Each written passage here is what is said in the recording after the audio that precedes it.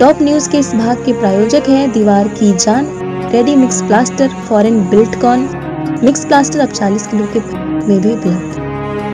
मुंबई से सटे महेंद्रपुर के जैसल पार्क चौपाटी पर कई सामाजिक संस्थाओं ने मुंबई और महाराष्ट्र में महिलाओं के साथ हो रहे अत्याचार और बलात्कार की घटनाओं के खिलाफ प्रदर्शन किया, जिसमें समाज सेविका भावना तिवारी और गीता यादव के नेतृत्व में कई महिलाओं ने प्रदर्शन किया।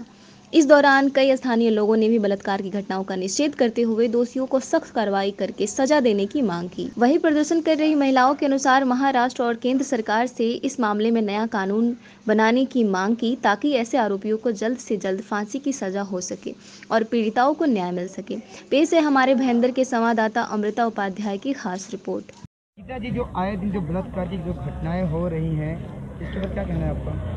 देखिए, ये जो घटना हो रही है हमारे समाज के लिए और हमारे देश के लिए बहुत ही बुरी चीज है, जो कि ये नहीं होनी चाहिए। आज हमारी बेटियां कहीं भी सुरक्षित नहीं है।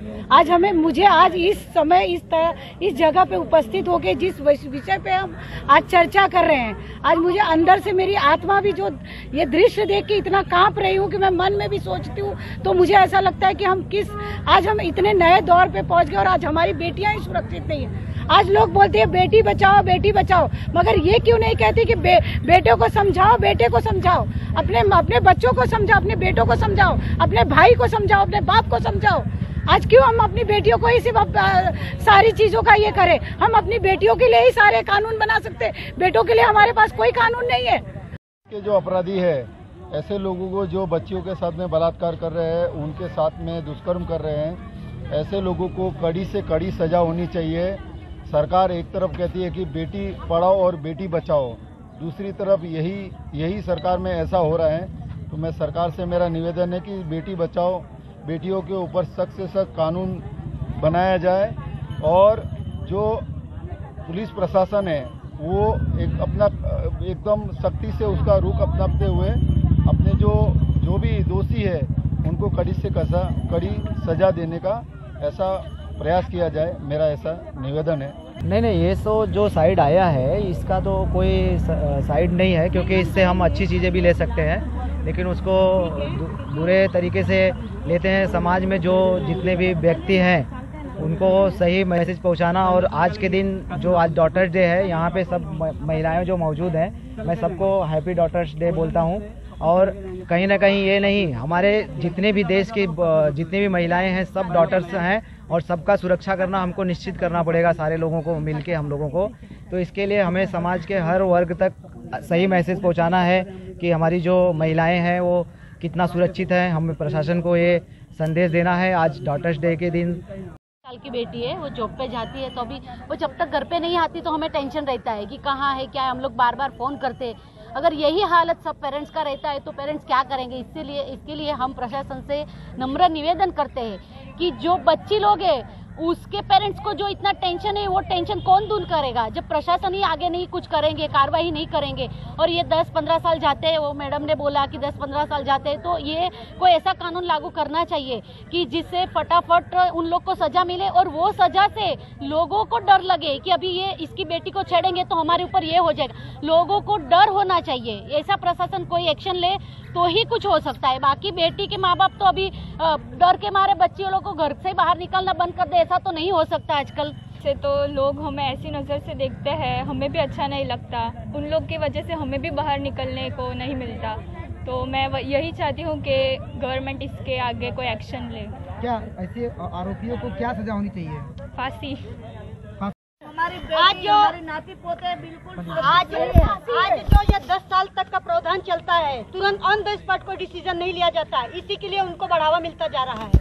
इसका तुरंत का तुरंत होना चाहिए। एक तरफ आप कहते हैं कि बेटी और बेटा कंधे से कंधा मिलाकर चलेंगी, जब बेटियों को हम इतना पढ़ाएंगे लिखाएंगे तो हम किस हिसाब से बेटी बाहर जाएंगे, छोड़ेंगे बेटी को अकेले बाहर में पढ़ने के लिए। बेटियों को हम अमेरिका भेजते हैं, आउट ऑफ इंडिया भेजते हैं, तो किस हिसाब से हम किस विश्वास के साथ हम भेजें हमारी बेटियों को, हमारे नाती पोतों को किस हिसाब से हम भेजेंगे? हम तो प्रशासन से देखिए, भाईंदर ईस्ट में हो, मीरा रोड में हो या मुंबई के या किसी भी देश के किसी भी कोने में हो, दुष्कर्म होता है और उसके खिलाफ कड़ी से कड़ी सजा होनी चाहिए। देश में या हमारे प्रदेश में, हमारे शहर में इस तरह की अगर घटनाएं हो रही हैं तो ये चिंताजनक है। महाराष्ट्र सरकार के लिए भी, लोकल पुलिस के लिए भी इन चीज़ों को रोकना पड़ेगा। और हमारा प्रशासन जो कोशिश कर रहा है, हमारे हिसाब से तो प्रशासन अपना काम अच्छे से कर रहा है। अब प्रशासन के साथ साथ समाज को भी आगे आना पड़ेगा, सामाजिक लोगों को भी इसकी जिम्मेदारी उठानी पड़ेगी। हर एक परिवार के हर व्यक्ति को, माँ बाप को, हमारी सोसाइटी के मेंबर्स को, वॉचमैन को, सिक्योरिटी वालों को, अब हर आदमी को सबकी नज़र से देखना पड़ेगा। हम हमारे बच्चियों को अब ऐसा ही किसी बाहर के प्लम्बर, इलेक्ट्रीशियन इनके साथ आने जाने के लिए अलाउ नहीं कर सकते हैं, उनके ऊपर ध्यान मना नहीं कर सकते हैं। ऐसे बलात्कारियों को क्या कौन सजा होनी चाहिए? उनको सजा फांसी की सजा होनी चाहिए, फांसी होनी चाहिए जल्द से जल्द। मैंने अपनी सरकार, पुलिस और कुछ एक्शन नहीं लेती किसी के द्वारा। ये सब जैसे ही होता है बस उसी टाइम पे तुरंत उन लोग को इतनी गंदी सजा देना चाहिए कि वो मतलब सामने वाला देख को उन लोग को लगे कि ऐसा करने का नहीं चाहिए कभी दोबारा। ऐसे अपराधियों के साथ में क्या होना चाहिए?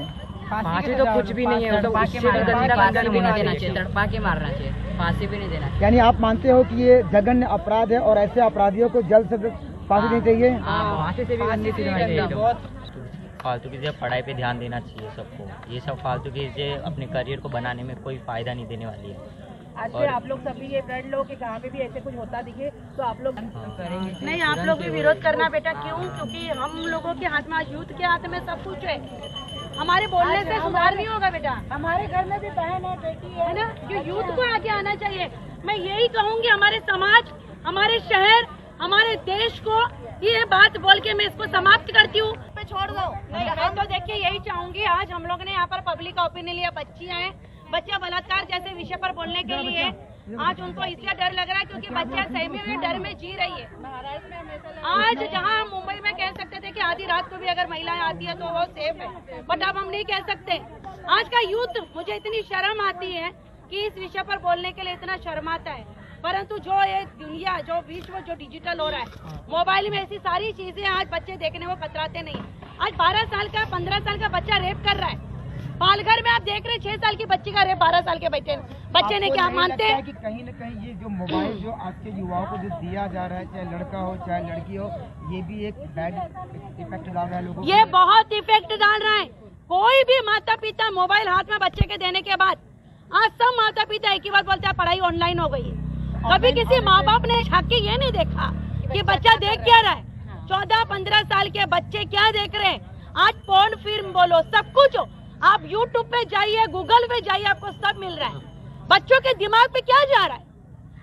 बच्चे इतना अगर अच्छा बुरा सोच सकते तो आज 12 साल के, 15 साल के बच्चे ही नहीं करते। बच्चा 14, 15 साल में अफेयर कर रही है, किसी भी व्यक्ति के साथ रिश्ता बना रही है। आज आपने देखा जो साकिना का तो छोड़िए, जो पूना में जो रेप हुआ, जहाँ पर 16 लोगों ने 15 साल की बच्ची का रेप किया, ये कैसे शुरू हुआ? 14-15 साल की बच्ची किसी के अफेयर में जाती है और जब जाके वो अपने घर को छोड़ के किसी की राह देखने खड़ी होती है, उसके बाद ही ये राक्षस उसके संपर्क में आए। तो ये 14 साल के, 15 साल के बच्चे कहाँ जा रहे? माँ बाप ये सोच के बच्चों को पैदा करते हैं, माँ बाप ये सोच के बच्चों को जन्म देते हैं कि 12, 13, 14 साल के होने के बाद वो इस तरह की हरकतें करें और बाद में यही परिवार को और खुद को उनको। ऐसे आरोपियों को आपके हिसाब से क्या होना चाहिए, क्या सजा देनी चाहिए? सीधा फांसी। आज राज्यपाल के पास जो आज एक कानूनी तौर पे रखा कि महीने भर में फांसी होनी चाहिए, तो क्यों नहीं होता? फास्ट ट्रैक में ये चीजें क्यों चल रही है?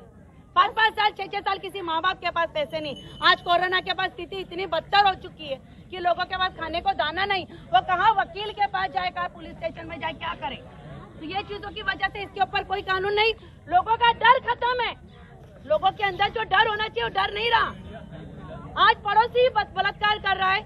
आज अभी आपने देखा नवघर में परसों की घटना है, 6 साल की बच्ची का बलात्कार 22-25 साल के व्यक्ति ने किया, वो भी बता रहे कि पड़ोसी है। हाँ, कानूनी तौर पे पकड़े जा रहे हैं, पर बाद में उनका क्या हो रहा है ये पता